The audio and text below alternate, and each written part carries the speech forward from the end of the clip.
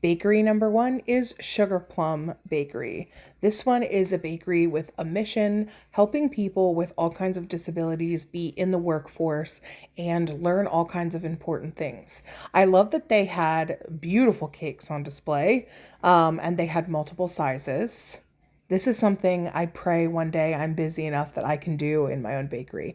I don't know what a Mozart cake is, but I'm gonna look that up. And that like drip over it, stunning, absolutely stunning. They had a wide variety of different kinds of pastries. They did a lot of their cakes in like bar form. Um, they had muffins. They had just like streusel, but it was definitely kind of like muffin coffee cake like, and they sold all of their cookies like by the pound, which I thought was really interesting. But it was a really cute place. They had, sorry, I don't know why you're seeing so much floor. They had a really cute, like, separate coffee section, indoor and outdoor seating, very clean and nice and bright, which is awesome. So that was really fun. And everything was packaged really nicely. So it does definitely make an impression. But we got a variety of things from donuts to cakes to pies to streusel. So we are going to try it all. The great thing about trying things this size is that they're easy to split, and it was actually super affordable. I think we got all that for like $22. Their donuts were okay. Carrot cake had raisins in it, which is not a thing that I love, but that's nothing on them. That's very common. And I felt like it needed more spice, and the icing was crazy sweet. So sweet. Hey, Pop Tarts. Okay, thoughts on the bakeries. Obviously, you've already gotten some from the voiceover. But the first bakery that we got things from, Plum, overall, I wasn't super impressed. Now, I kind of thought, I thought that like the carrot cake was good, but the icing was too sweet. I thought the key lime pie bar was good, but the first thing my husband said was it needs more lime, like it needs to be sharper and tartar, and I agree. But that's just what we prefer.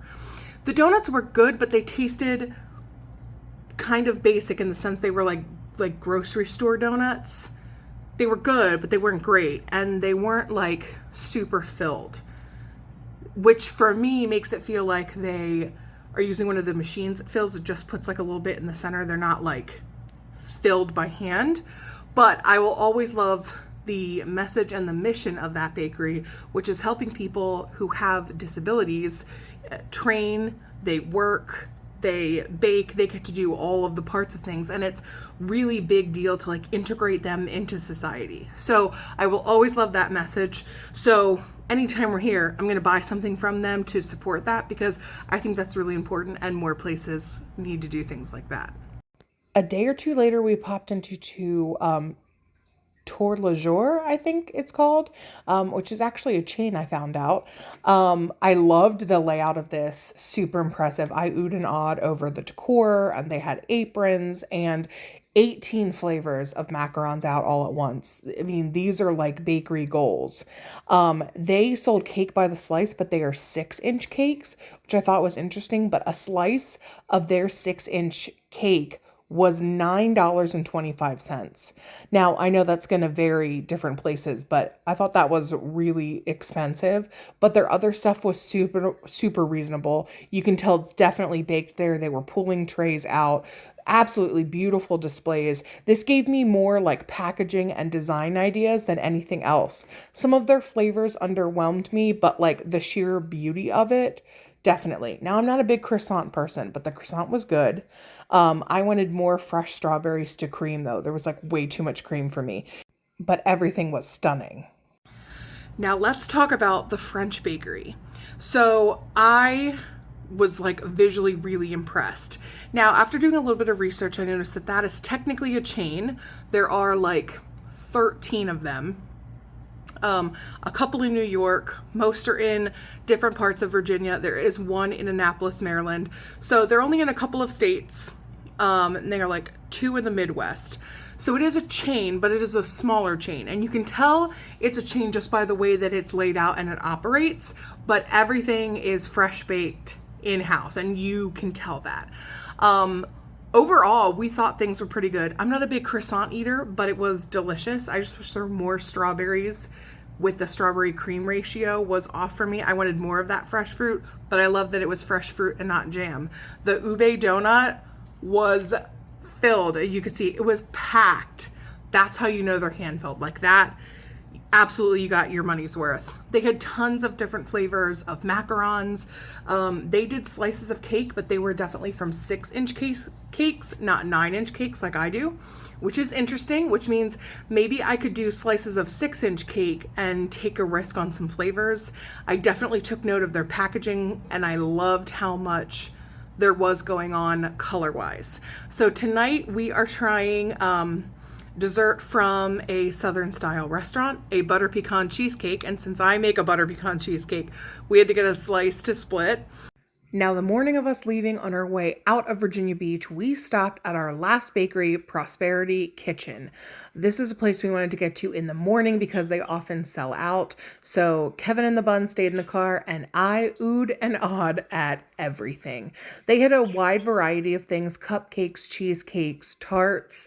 They had baklava. They do a lot of cupcake flavors. I do, like chocolate salted caramel, German chocolate. So that's good. I love when I see familiar things, but they had really different flavor combos too, and a ton of savory things as well with fresh made bread. And I love that all of it was just out on display. You said what you wanted and they boxed it up right in front of you. This was the cheesecake from the Southern restaurant we had. All right, let's finish up this bakery roundup. So, the cheesecake we got at the Southern restaurant, the butter pecan cheesecake, it was good. It wasn't as creamy as mine texture wise. And I thought the cheesecake itself had like too strong of a like butter extract flavor. But when you got a whole bite of it with this like light cream they had on top with like a little drizzle of caramel, like that was the whole bite. So when you got everything, I thought the flavor was really good. The last bakery we stopped at, and we literally stopped on the way out, like on the way home, and brought it home and then tried the things at home, was called Prosperity Kitchen. They were a super cute bakery, as you saw, and had a really wide variety. They had a huge variety of like savory things. And I really liked their layout, the fact that you saw them baking, that they boxed everything for you. They just had like, you could see like the stacks of stuff. So what do we get from there? We got their cinnamon roll bread pudding with chocolate. Like it was okay, but it was nothing special. My husband kind of thought the same. He had the cherry pie croissant and he said that that was good, but also kind of like average. I had the sweet potato cake that had an icing on top. I think the icing was a Swiss meringue. I don't like Swiss meringue icing. I also think the cake didn't need the icing. I liked the actual cake itself. It was very interesting. I'd never had anything like it. It might be better with like a glaze or I don't know, something a little bit lighter, but I didn't like the Swiss meringue, so I took that off. And the German chocolate cupcake was delicious. I feel like there was one more thing. Maybe not. But yes, the German chocolate cupcake was really good. Icing was delicious. Cake was very moist. I mean, definitely a 10 out of 10 cupcake. So that is the baking roundup from the trip. I did get some great ideas. And now a lot of the things that a lot of them do won't work for me. Same thing I said from Boston is because they have a much higher foot traffic. Much higher like walk-in rate, turnover, things like that. They've got big staffs. They have, obviously they're in a tourist area there. So right now is the heyday. They're getting hundreds of people that come through. But there are still some flavor combos that I saw that I want to try. So we're going to be experimenting with some things. And, just seeing like the flow and seeing different kinds of packaging, like I take all of that into account. So it's always good. It's always good to try new things. I never want to get stale. I never want to be boring or completely predictable with what I make. I always want to bring my community something new. And while I'm not traveling to like exotic lands outside of the country, there is still so much to offer from places that aren't that far away. So overall, a great experience. We tried some new things that we had never had before, like the ube donut and stuff like that. So that was exciting, and just a sweet way to round out the trip. So if you like content like this, bakery content, I share tons of recipes, tips, tricks. I help you bake whatever it is you're looking for, and I go live every Wednesday at 3:30 p.m. Eastern Standard Time. This week we're going to be doing an Ask Me Anything. I might be working on some random bakery things, but we're just basically going to have a great conversation in the cutest bakery that you've ever seen. So come hang out with us. Thanks so much for following, liking, and I'll see you in the next one.